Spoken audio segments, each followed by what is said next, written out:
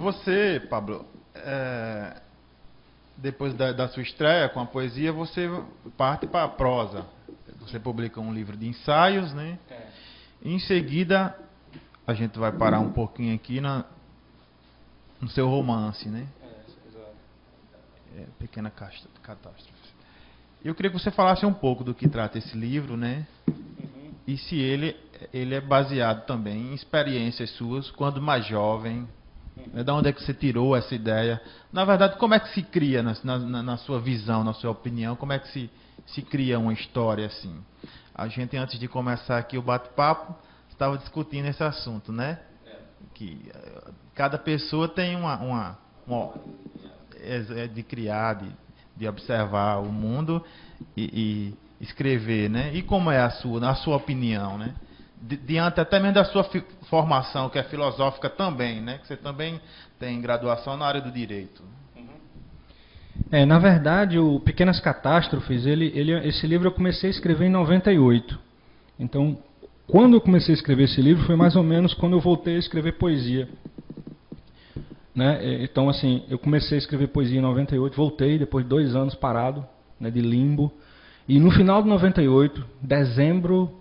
Aliás, perdão, foi antes, foi em 97. Dezembro de 97, eu escrevi o primeiro parágrafo desse livro, que foi quando eu voltei a produzir, né? Depois de 2 anos, porque o sótão tinha acabado, eu entrei meio que numa depressão, porque, né, aquela coisa de fim the dream is over, né? Aquela coisa toda. Só uma pausa para o pessoal entender o que foi o sótão. Ah, sim. O Sótão foi um movimento de jovens escritores, pessoas que gostavam de literatura, estudantes que se reuniam na Etfern. E a gente, durante os anos 90, a gente atuou entre 91 e 95 com publicação de fanzines, com performances, com recitais e com muita discussão literária, efervescência naquela época. Então era um dos grupos que atuavam na cidade. O sótão seria aquilo que hoje as pessoas chamam de coletivo. Só que naquela época a gente não utilizava essa história de coletivo, não existia esse termo, mas era mais ou menos um coletivo.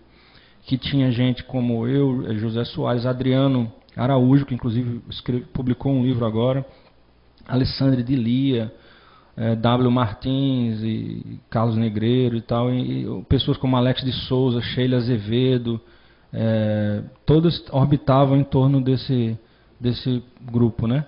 Então a gente produziu alguma coisa até 95, e 95 o grupo desandou, e aí eu fiquei só, e aí em 97 eu comecei a escrever o livro. Então me veio pela primeira ideia do primeiro parágrafo, eu escrevi o primeiro parágrafo do livro, e eu tinha uma ideia, surgiu na minha mente uma ideia, porque um amigo meu me contou, em 97, por aí, eu tomei o Santo Daime, né? Eu fui lá tomar o Daime, então eu tomei o Daime. E tive essa experiência com o Daime. Eu tinha umas curiosidades bioquímicas na época muito fortes, então fui atrás do Daime. Tomei o Daime. E aí depois de tomei o Daime, esse meu amigo batendo um papo comigo, ele falou assim, o Daime transforma o DNA de gente viva. Eu fiz, porra, meu irmão, tu não me avisou. Eu fiquei assim olhando, caralho, bicho, tu não me disse isso, eu tomei. Você transformou meu DNA, eu não sei. Aí eu fiquei pensando, pô, um negócio que transforma o DNA de gente. Aí eu comecei a imaginar. Aí me veio a ideia do tetrafármaco. O tetrafármaco é um termo de Epicuro, né, filósofo grego clássico, que eram os 4 remédios para os males da alma.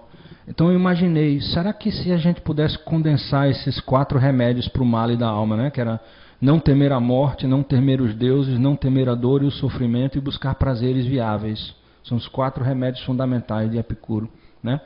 Então eu pensei, se a gente conseguisse então pensar numa forma de você sintetizar um remédio filosófico em forma de droga sintética e criar um tetrafármaco como uma pílula, e que isso pudesse ser utilizado dentro de um contexto ritual para que as pessoas, né, o que é que aconteceria? Aí me veio a ideia da história. Então a ideia da história surgiu, e aí eu comecei a escrever o primeiro parágrafo. E à medida que eu fui escrevendo, né, eu fui enxertando coisas que eu estava na época estudando. Então o livro ele ficou meio como se tivesse, ele tem níveis distintos de narrativa. Ele é ensaio dentro de um romance, certo? Então ele tem uma característica de ensaio, porque eu vou puxando elementos sobre o nazismo, sobre o movimento punk, sobre Wittgenstein, filosofia da linguagem. Eu vou jogando meio que num liquidificador tudo aquilo lá, e no meio tem um contexto narrativo, tem uma história que é contada e ela é pontuada por esses elementos, né? E eu comecei a escrever ele em 98 e ele terminou de ser escrito em 2002. Então eu digo que ele é o livro da esquina. Ele foi meio que uma esquina do milênio. Por isso que ele é um livro inviável para ser citado em listas, né? A gente até conversou um dia na internet, porque ele é o último livro do século XX e o primeiro do XXI. Então ele não vai ficar nenhuma nem noutra. Ele nem vai ser citado no cânone do século XX nem do século XXI. Ele está lascado. Porque ele está no meio termo, né?